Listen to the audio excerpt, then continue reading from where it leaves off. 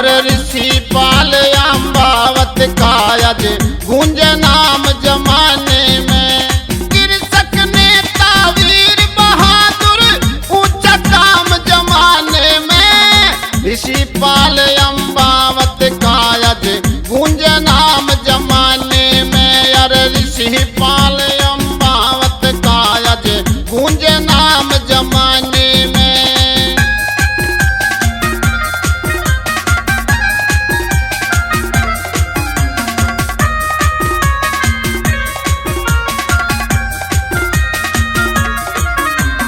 जौनापुर में जन्म लिया धन मात पिता और काम तेरा।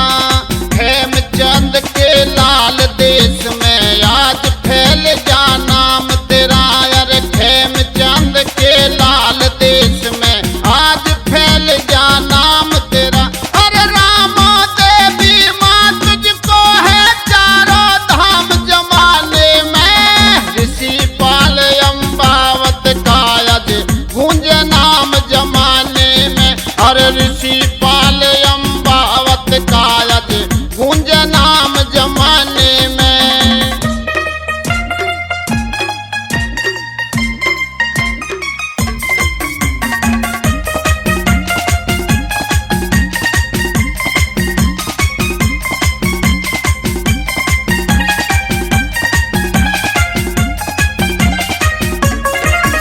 अरे धर्मवती पत्नी ने तेरा नित्युठ मान बढ़ाया है।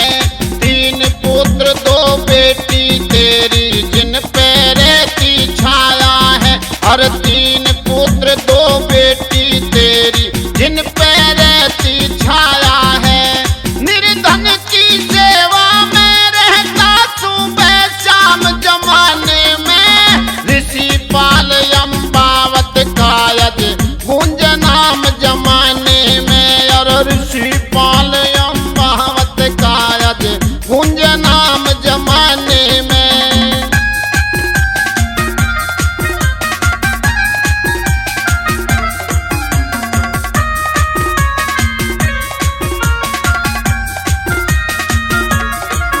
हर कृषक नेता अम्बावत तुझे भारत की जागीर लिखूं। सच बूझो तो कृषक और मजदूरों की तकदीर लिखूं।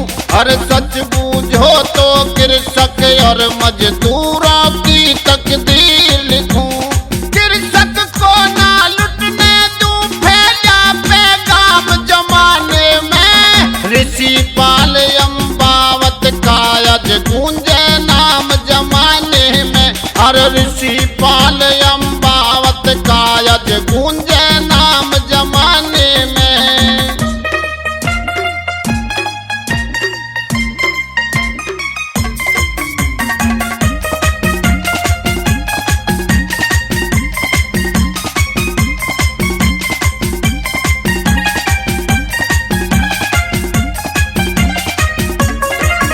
अरे बाबा जग्गी तेरी मेहनत का कर दिल से प्रचार रहा।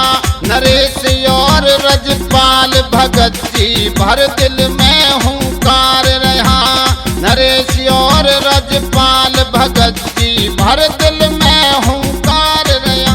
प्रताप नगर नौरंगपुरिया तेरा गाता गीत जमाने में। ऋषि पाल अम्बावत का यज गूंज नाम जमाने में। ऋषि पाल अम्बावत का यज गूंज नाम जमाने में।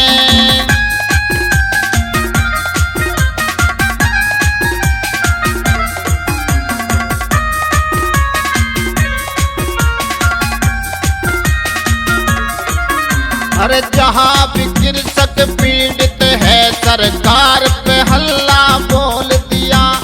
फिर शासन की गोली आगे अपना सीना खोल दिया। फिर शासन की गोली आगे अपना सीना खोल दिया।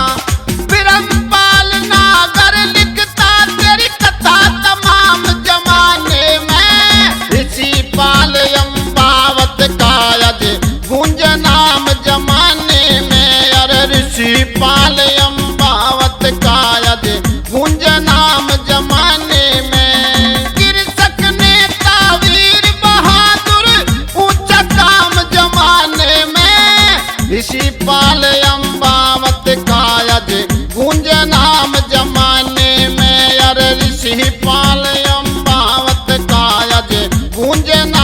जमा